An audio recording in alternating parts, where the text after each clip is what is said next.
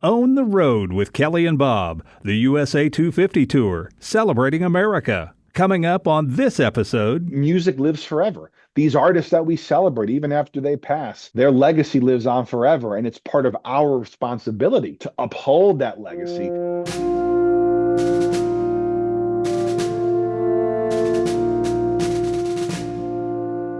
We, the people of the United States of America.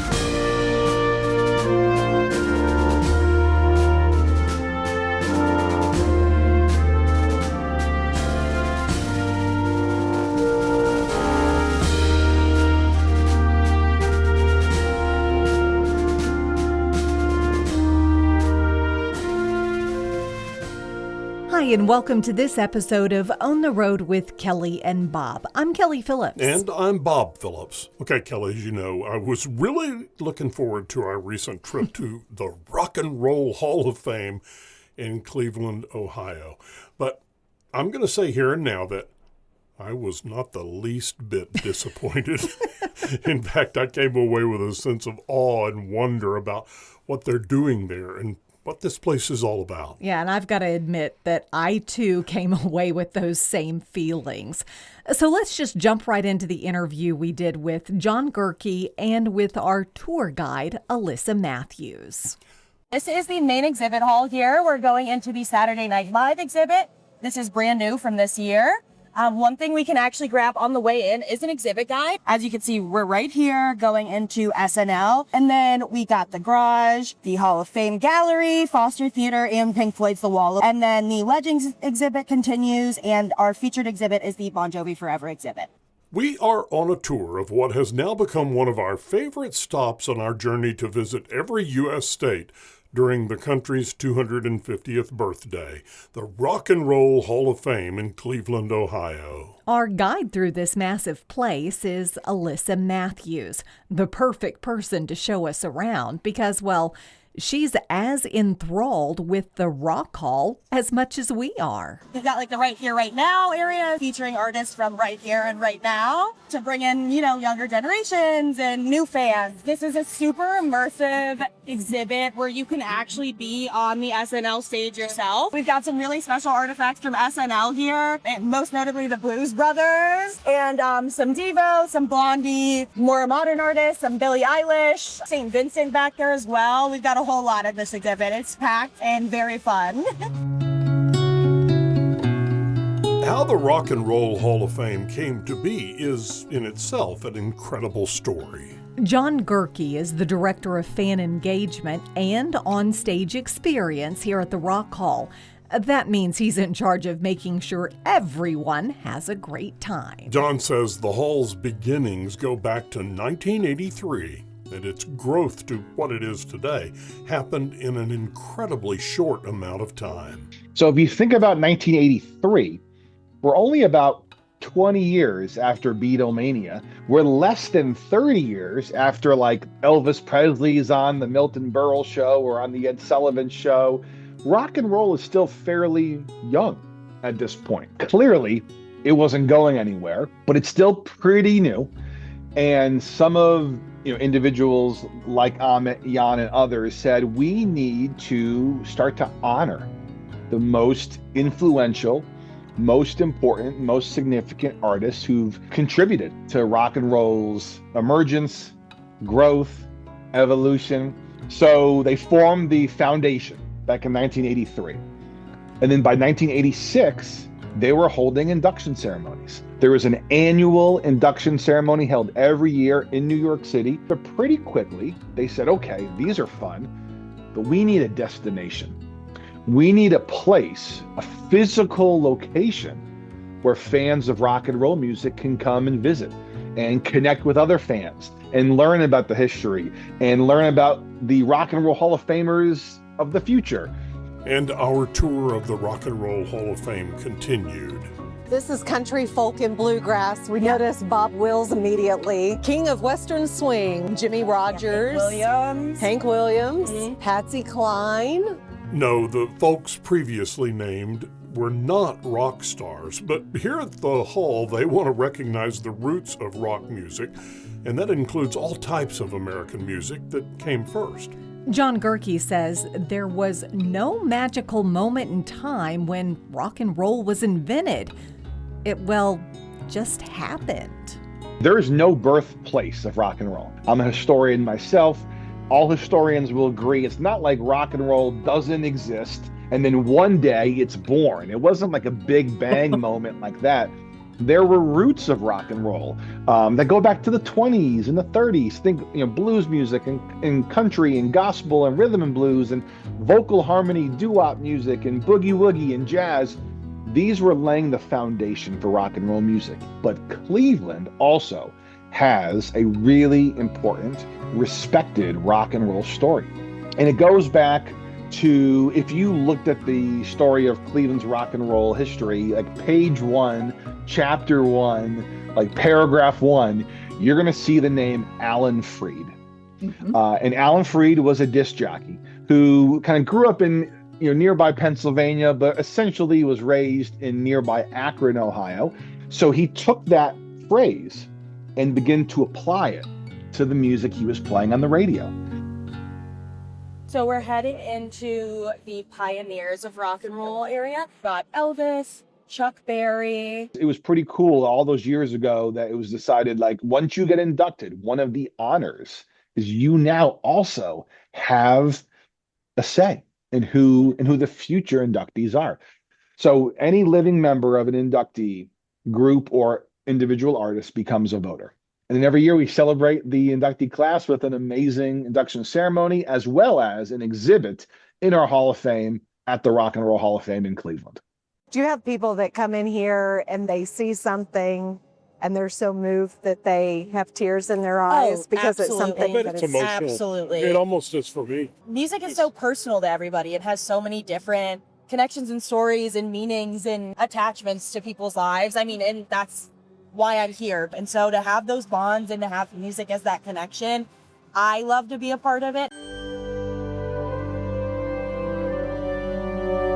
When we visited, I'm going to admit that there were moments there that didn't just take my breath away when I saw them. There were feelings. I was moved to tears a couple of times. Am I just a big softie, or is this something you see from people? Bob, we see it all the time. I've been at the Rock Hall over 20 years, and I still find myself moved to emotion at a concert, at an exhibit opening, at a new story I hear, at an interaction I have with a visitor. And it is very common for visitors. It's why this museum is so important, because it kind of transports us back to these memories. Rock and roll has changed the world. I think rock and roll is probably one of our greatest exports in American history, right? Rock and roll music means so much to so many people. We talk a lot about how rock and roll has always been the sound of youth culture. It was in the 50s, it was in the 60s, it is today. It's why most people tend to go back to the music that they first discovered between the ages of like 12 to 21. That's a really powerful time in all of our lives. So I think that to me is why rock and roll music, and by the way, our definition of rock and roll is big. It's very expansive. It's not, rock and roll is not one sound. It is an attitude. It is a spirit.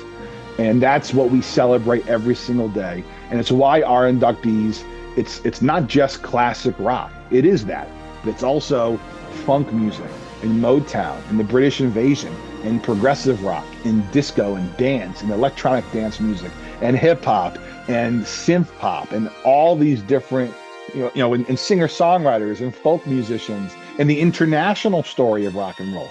These are all the stories we tell every single day.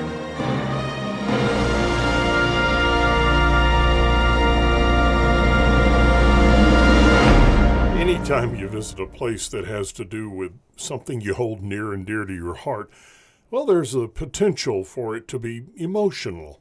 And that's the way it is for me, because music has been a big and important part of my life. And I think it's that way for most of us. I mean, even if we're not performers, Okay, even if we're tone deaf and can't hit a note ourselves, we appreciate the messages, the feelings, and the places music can take us. Let's continue our tour of the Rock and Roll Hall of Fame with Elissa and our conversation with John Gerke.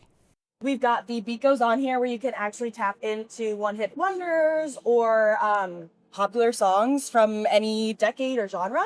I love the one-hit wonders. So if you want to select any letter there. Wild Cherry, play that funky music. I love it.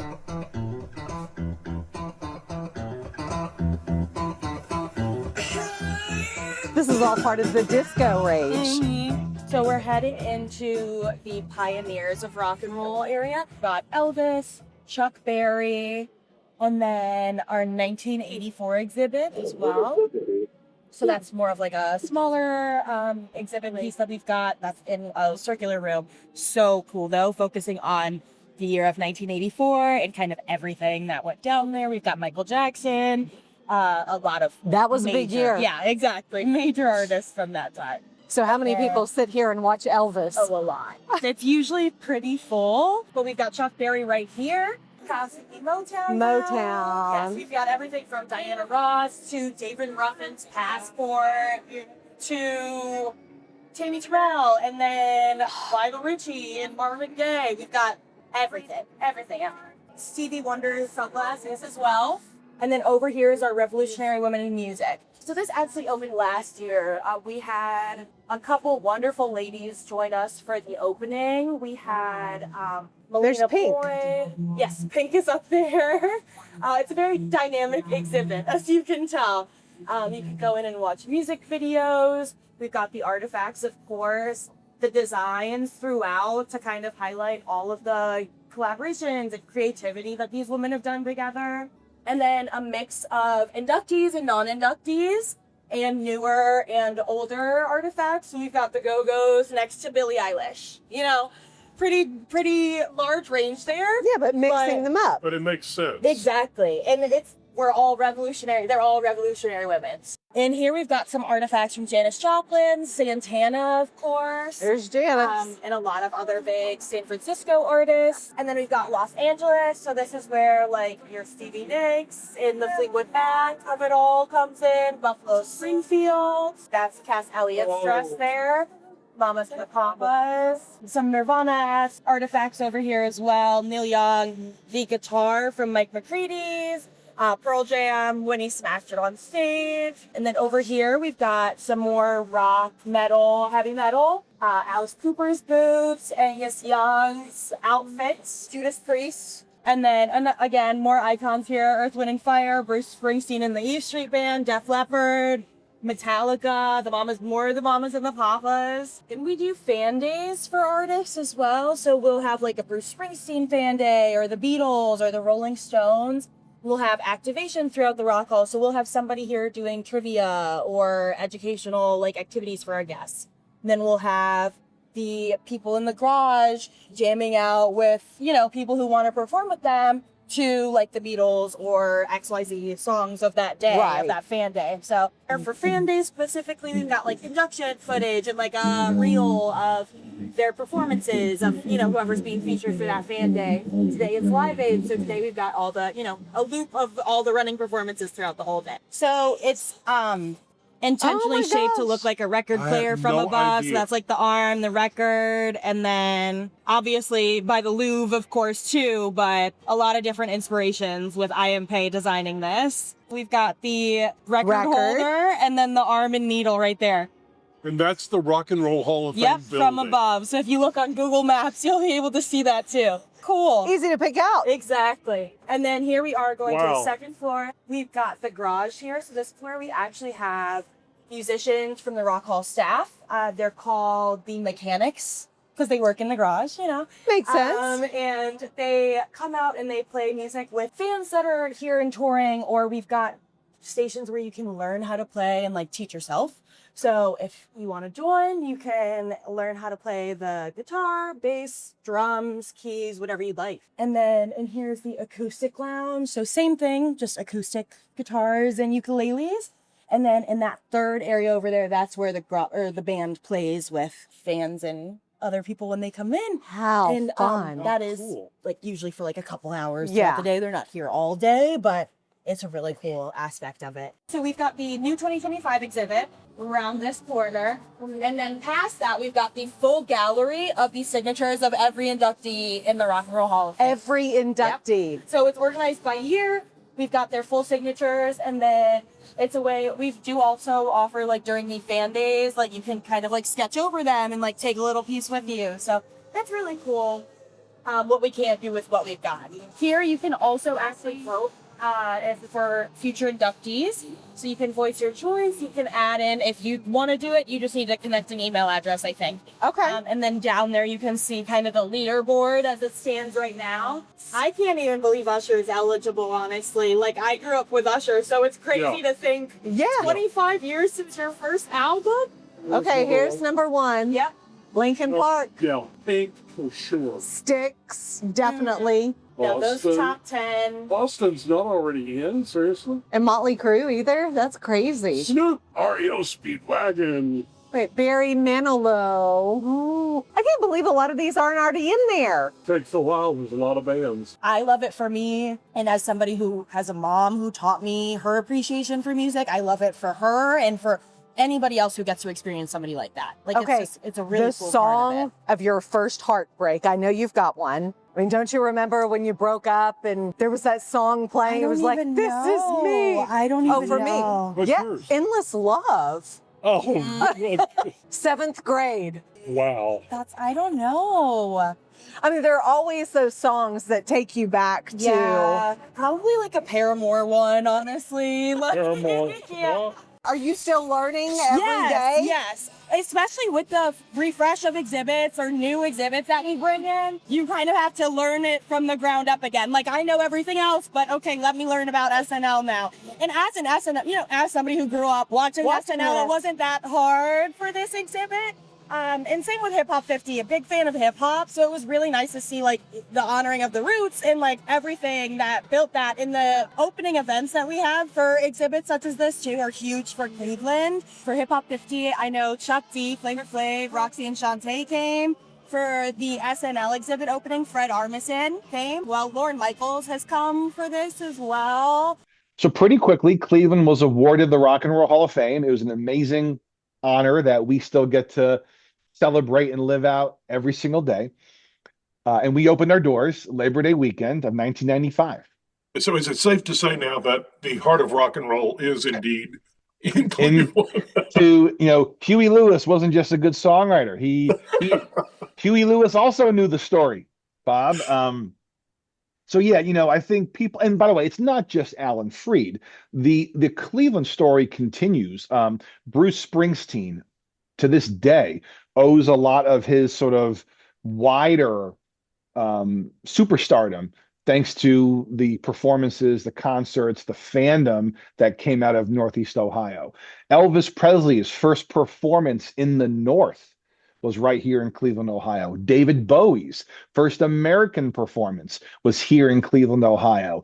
There was a legendary kind of late night club called Leo's Casino. And in the soul and R&B market, artists would come into Cleveland and they would do their show at the big venue, but then they would always go to Leo's Casino for the after show. And, generations of soul, R&B, jazz artists would talk about the importance of Leo's, to strengthening and building that the culture of rock and roll right here in Cleveland. And even like a group like Rush, the great prog rock group, they owe a lot of their success to Cleveland because there was a DJ named Donna Halper. She was a DJ right here on WMMS, the Buzzard, one of our big FM radio stations. And she was really the one who started playing Working Man in Cleveland because we are a blue collar city, and it took off. And in fact, when Rush just announced their upcoming big tour, they're coming back together, they're going back on the road. They announced the tour at the Rock and Roll Hall of Fame. Oh, what are some things that people should not miss when they come to the Rock and Roll Hall of Fame? It's a big museum, Kelly. We have seven floors. But some of my favorite highlights, I'll say, right now we have one of our special kind of marquee exhibits. It celebrates 50 years of Saturday Night Live.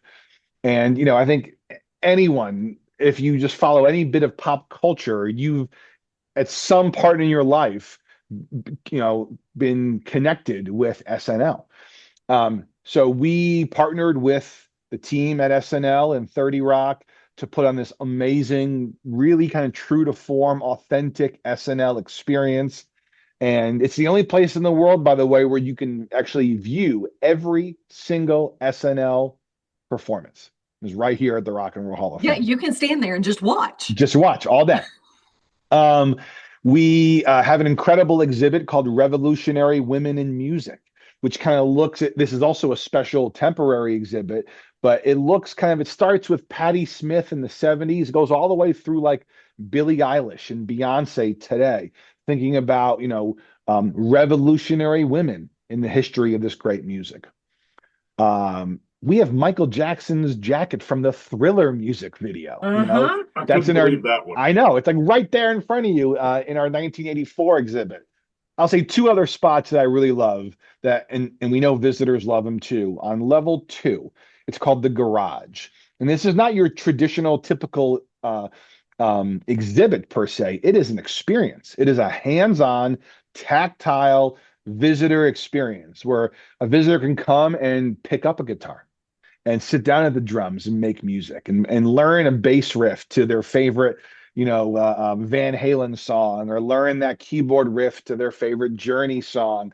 And if you are a player, you can jam out with our house band. So the Garage is a really, really special place.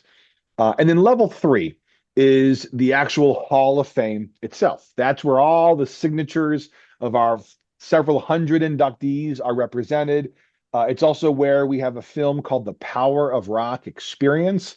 It's like a 12-minute light and sound spectacular that sort of puts you in the seat of what it's like to be at an induction ceremony. So those are some of the big things that you can see right now. And I'll share, we've announced this, so I can share this.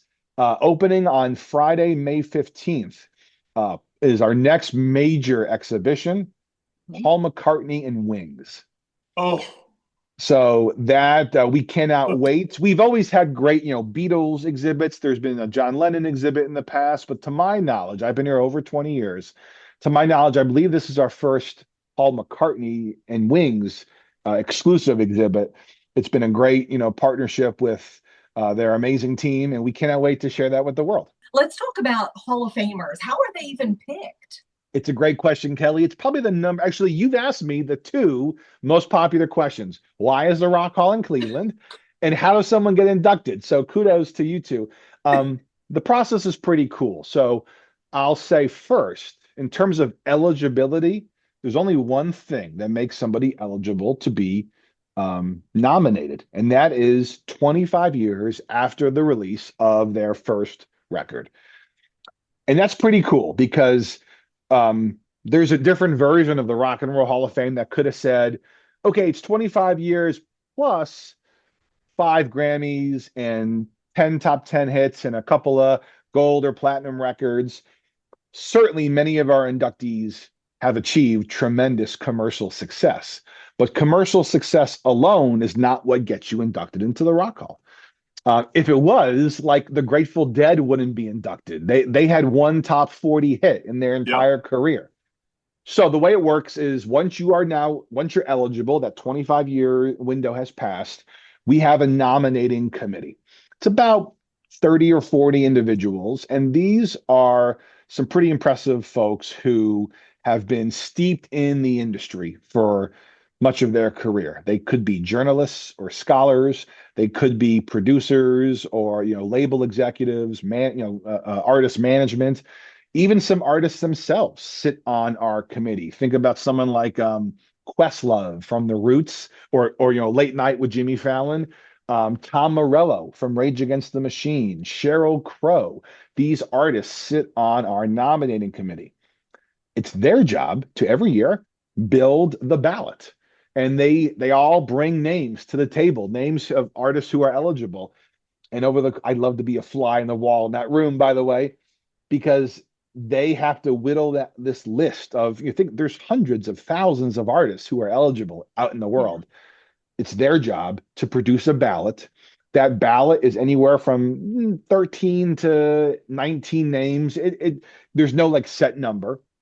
The ballot gets distributed to all of our voters. And there's about 12 to 1,500 voters. The largest body of Rock Hall voters are living inductees, which is pretty cool, right? So like, Yeah, as it should be. We have visitors all the time who come here as a tribute to somebody that they've lost, and a certain artist, a song, a lyric will bring them back to that moment in their life. And the cool thing is that song will always bring that person back to that. That music lives forever. These artists that we celebrate, even after they pass, their legacy lives on forever. And it's part of our responsibility to uphold that legacy and to teach.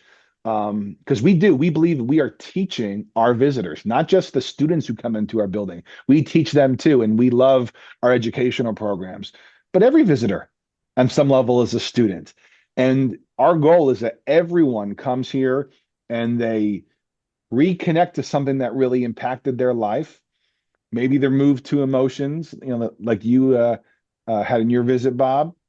And really, hopefully, they learn something new. That's the goal. If they walk away saying, wow, I never realized that connection of those two artists or those two styles of music, then we're doing our job the right way. What is all of this working at the Rock and Roll Hall of Fame?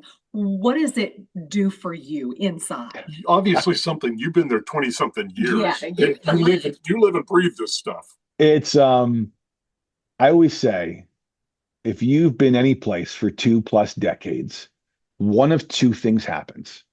Either you become a little burnt out, you're a little jaded, maybe you're even going through the motions, or the fire still burns bright.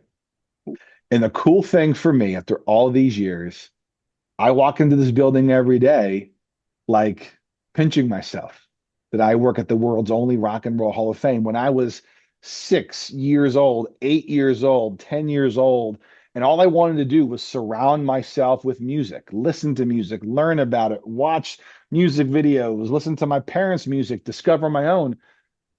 I used to volunteer here when I was 16, 17 years old. Oh my. So actually that even goes back to my earliest, I'll tell you, I'm 43. So like 2/3 of my life have been spent in this museum. And it is a privilege unlike any I could ever imagine. The only Rock and Roll Hall of Fame on our planet. Does that say something about us as a nation? Yeah, I think, listen, there's some amazing other music related cultural institutions out there. The Country Music Hall of Fame in Nashville, what an amazing place. The Grammy Museum in LA, an incredible museum. There's the Blues Museum, the Songwriters Hall of Fame. There's so many incredible spots. But yeah, I think it's pretty unique that after all these years, we are, if you get inducted into the Rock and Roll Hall of Fame, everyone knows what they're talking about. We're the only one. And I think for artists, it's really an honor. Like and sometimes an artist might play it cool or say, hey, if I get in, if I don't, it's okay. But every single one of them, for the most part, when they get inducted, they realize what an amazing honor it is, not just for them or their family or their bandmates, but for their fans. Because again, all the stuff goes back to the fans.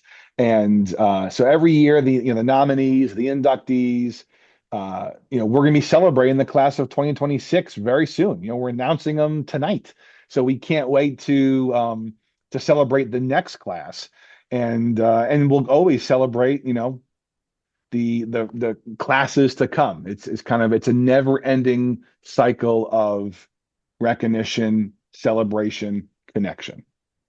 Well, they say rock and roll keeps you in a constant state of juvenile delinquency, and, well, we wouldn't have it any other way. If you're ever in Ohio, Really, you need to go and stand in the shadow of the greats. Thanks for joining us for this week's edition of On the Road with Kelly and Bob, part of the USA 250 Tour. Don't forget you need to follow us on Facebook, Instagram, as well as YouTube. Find out where we are, what the stories are about, and even see some behind-the-scenes footage. On the Road with Kelly and Bob, you can listen wherever you get your podcast, or just download that free Odyssey app. Listen anytime, anywhere.